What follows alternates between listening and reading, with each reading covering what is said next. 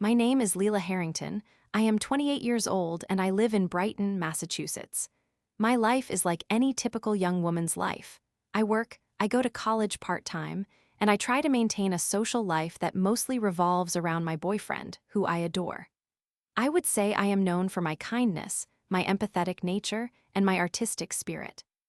I love painting and running in the parks, but life had thrown a curveball at me that completely shattered my world, and it all started with a Christmas present. It was a few years ago when my boyfriend decided to surprise me with a beautiful package containing an unlocked iPhone and a laptop, both of which were meant to show me just how much he appreciated me. He was always a thoughtful guy, and I had tried to do something similar for him in the past by gifting him an Alienware gaming computer and the latest version of a Samsung Galaxy smartphone. I felt so excited about what he had done for me. Little did I know, that feeling of joy would quickly turn into heartache when I learned that our Christmas surprise had been stolen. Some scoundrel decided to steal the package right off our porch, and I felt like someone had ripped my heart out. I was utterly devastated. My boyfriend tried to comfort me as I cried, explaining how he went to report the theft to the police. He told me he would handle it, and though he looked upset, he remained strong for both of us. We spent that Christmas with our families, and though everything felt different, he gave me thoughtful handmade gifts to cheer me up, beautiful paintings he made himself, delectable chocolates, and the cutest set of coupons for things like homemade dinners and massages. I appreciated his efforts, but it simply felt like a hollow reminder of what was now lost. Days turned into weeks, and news of our case trickled in slowly. My boyfriend spent hours on the phone with the police, but we still had no updates. I made do with my boyfriend's brother's old iPhone while relying on a decade-old MacBook Pro that was a pain to use. I could connect to the internet only through a messy Ethernet cable, leaving me feeling isolated.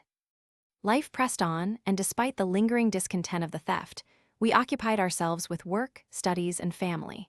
Seasons changed from winter to spring, and just when I had begun to let go of the lingering anger, my boyfriend received a significant update that shook us both to our core. Somehow, the thief had been caught. Turns out, rather than disposing of the stolen iPhone or laptop, this brazen individual had actually used the devices as his own upgrades.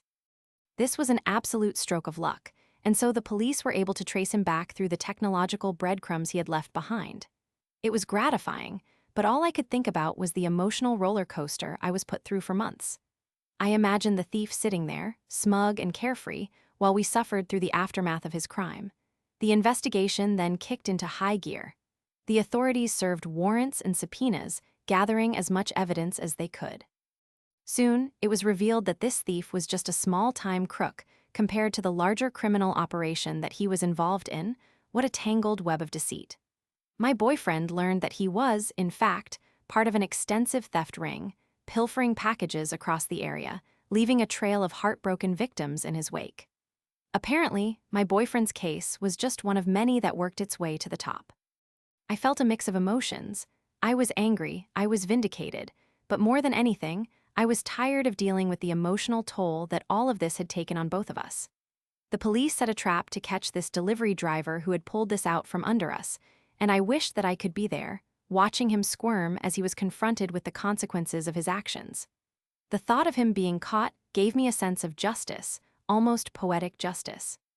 The undercover officers connected with him under the guise of purchasing the stolen laptop from one of those buy-sell trade platforms. I was glued to my phone, desperate to hear how the sting operation went down. My boyfriend's excitement was infectious, and as I sat and listened to his updates, the anticipation of what could happen next kept my spirit high. Finally, the day arrived. The police managed to arrange for the meetup, and as it unfolded, I could barely breathe. The plan was fantastic. It felt masterfully crafted, a dance between law enforcement and a criminal who was far too careless for his own good. When they caught the guy, it felt like the culmination of everything we had gone through. The authorities located his house, and as the officers knocked down the door, you could practically feel the tension in the air. My heart raced as I imagined them pulling this guy out in handcuffs, yet what followed was even more thrilling than I had anticipated. The thief, disheveled and confused, was just a small piece of a much larger organized crime operation that was now under scrutiny. As the news of his arrest spread, it became clear that he had been involved in numerous other thefts across the metro area, and his arrest was just the tip of the iceberg. I had no idea that the aftermath of my stolen Christmas present would lead to such incredible vindication. Eventually, after what felt like ages, the police managed to recover my stolen gifts and make arrangements for their return. Everything came full circle when my boyfriend finally received an update stating that my replacement gifts had been shipped to his parents' local Apple store. The anticipation of finally receiving what had been stolen after so long was exhilarating and worth standing patience for.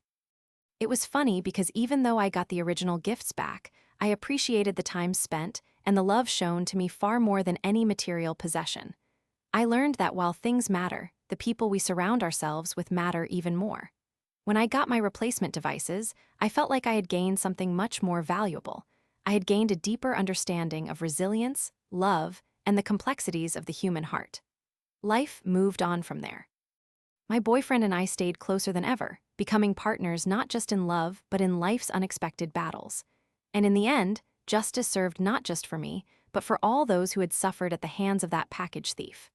I took each of those gifts as a reminder of our journey. The world is often unfair, but sometimes it does manage to strike a fair deal. I still smile at the thought of that oblivious delivery driver thinking he could take advantage of others without payback. Because in the end, karma always finds a way to sit down at the table.